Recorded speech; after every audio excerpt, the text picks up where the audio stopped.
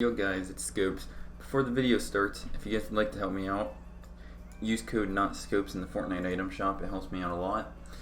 But yeah, that's it. Enjoy the video. Yo guys, what's good? It's Scopes here, back with another video. Before the video starts, I want to let you guys all know I am now streaming on Twitch only. All my customs, fashion shows, and everything will be on there. It'll be on the screen, so go make sure you follow it. Go get me to 50 followers. We're almost there. And I would like to shout out Zyvon for sending me a picture on Instagram of him using my code in the Fortnite item shop.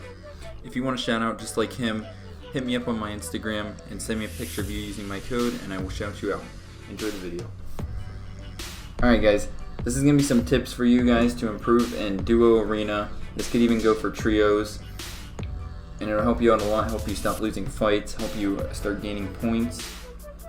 And I want you guys in the comments to tell me if there's anything I could improve on in this video, or if it was good, everything that could be fixed or that's good already, because I'm trying to get these videos to be at the highest quality and the most entertaining as possible for everyone to enjoy. So the only way I can do that is if you guys let me know in the comment section. But anyway, on the first tip, it's going to be Duo Piece Control. It's one of the most useful things you could do in duos. You have one guy who takes the wall, and then the other guy who take the shot at the guy you're piece controlling, and the one who takes the wall has got to edit the wall for the other guy who's shooting. And there's a bunch of maps for that.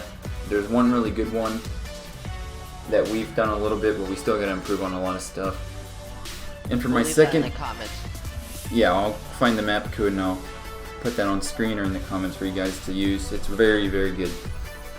And my second tip would have to be, you gotta do VOD reviews so you can figure out what you're doing wrong and what you're doing right, because if you never know what you're doing wrong, then you're never gonna improve on that thing.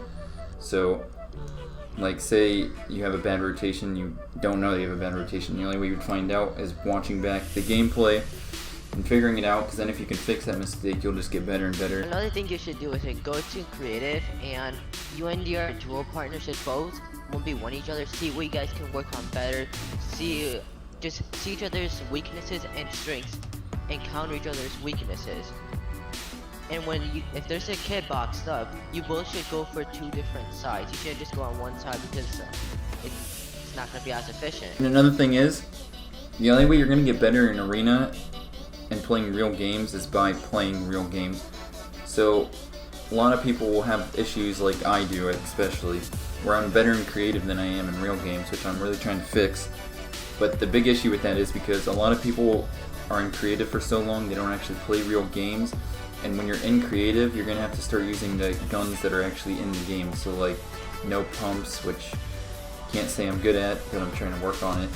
We've been doing some warm-up maps that don't have pumps, or they do, but we don't use pumps. And just get better with attacks and charges and lever action as best as you can. Play as many games as you can, and don't be afraid to die, because the only way you're going to learn from something is by dying. And the more you die, the better you'll get. And I got that from Clicks. I'm sure some of you know that.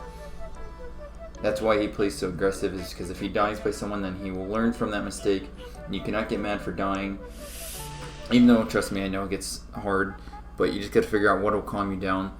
Like for me, I think the best way to calm down is just go outside and take deep breaths, and then come back inside, and then just, because you don't want to play games angry, or you're just not going to play as good.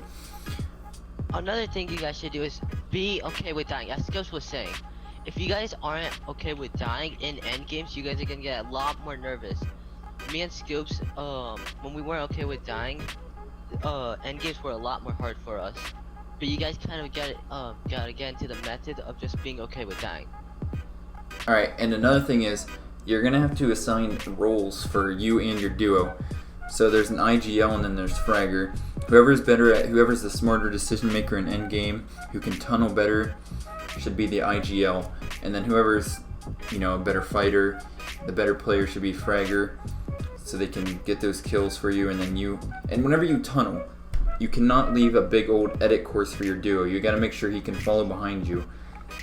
And I'm not saying that my teammate does that, but that's something I've seen a lot of people say, is you gotta tunnel and make it easy for your opponent to get to you, or your teammate to get to you, in case there's someone on you who can get to you easily. It'll help you out a lot. So, if your duo tunnels and makes a whole edit course for you, then you gotta show them this video and be like, hey, you gotta stop making an edit course because it's 30 times harder to get a kill whenever it's just you. And that's another thing, is you should never solo duo. If you're on your, you should stick by your duo as much as you possibly can.